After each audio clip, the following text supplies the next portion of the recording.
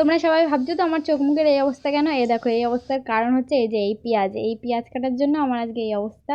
তো তোমরা বুঝতেই পারছো দেখে যে আমি এখন কি রান্না করতে চলেছি। আমি এখন রান্না করব মাংসের তরকারি। তো যাই হোক, মাংস কষা বলে সবাই, আমার একটা মাংসের তরকারি বেরোয় সবসময়, জানি না কেন। তো আমি আলুটা ভেজে নিলাম এখানে। এই যে আলু ভাজা কমপ্লিট। এবার আমি মশলাটাকে করে নিচ্ছি।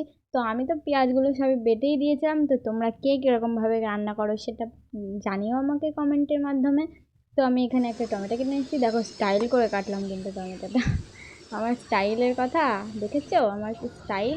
তো দেখো এখানে আমি মাল রেডি করে রেখে দিয়েছিলাম। তো একজনা শুধু আসেনি মাল নিতে, তাছাড়া সবাই এসে মাল নিয়ে গেছে। আর আমি তোমাদেরকে সেটাই দেখাচ্ছিলাম যে আমাদের বাড়ির চারিদিকের ওয়েদারটা কীরকম ছিল।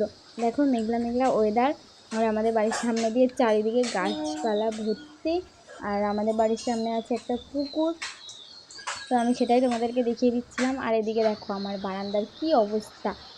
সারাদিন সকাল থেকে কাজ করেছি, তো চারিদিকে মুকুটের ছড়াছড়ি। তো এখানে আমার কথা বলতে বলতে জোরে বৃষ্টি নেমে এসেছে। তো এই বৃষ্টির মধ্যে তো স্নান করতে দারুণ মজা লাগে। তো তোমাদের কার কার বৃষ্টিতে স্নান করতে মজা লাগে আমায় জানিও। এদিকে কথা বলতে বলতে আমার এদিকে মাংসের ঝোলও প্রায় কমপ্লিট হয়ে এসেছে। তো এখানে আমি দিয়ে দিলাম টমেটোগুলোকে লাস্টে নামানোর আগে একটু।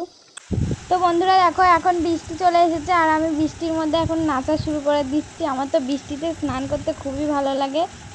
আর বৃষ্টি যদি জোরে পড়ে তাহলে বেশি ভালো লাগে, আর আস্তে পড়লে তো আর ভালোই লাগে না একদমই।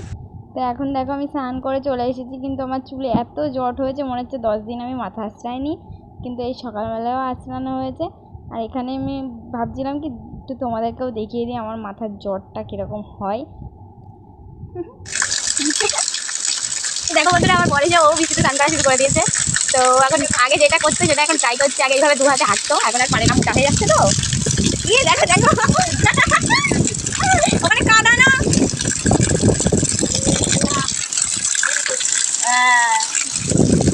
তাড়াতাড়ি স্নান করা নাই, ঠান্ডা লাগবে। এবার আমরা দুপুরে খেতে বসে পড়েছি। এখন দেখো মাংসের তরকারি, এদিকে আছে নিরামিষ তরকারি ডাল দিয়ে। আমি আমার বরকে বলছি খেয়ে বলবা কেমন হয়েছে। এদিকে দেখো বিকালও হয়ে গেছে, আর আমরা ঘুরতেও বেরিয়ে গেছি। আর ঘুরতে বেরোনোর সময় ভিডিওটা করা হয়নি। এই যে আমার দাদা, আমি, আমার বর, আরও অনেকেই গেছিলো সেদিনকে আমাদের সাথে ঘুরতে। তো আমরা এখন এসেছি কালনায়, কালনার এই পারে বসেছিলাম। এই জায়গাটা খুব সুন্দর লাগছিলো। তো প্রচুর লোক বসেছিল এই জায়গায়। আর আমি রিলসও বানিয়ে নিয়েছিলাম কটা। আর এই ভিডিওটা তো আজকের না, এই ভিডিওটা অনেক দিন আগেরই করে রেখেছিলাম, এডিট করা হয় না বলে ছাড়া হয়নি। তো ভাবলাম আজকে ছেড়েই দিই ভিডিওটা। তো কেমন লাগলো? Tata, bye bye.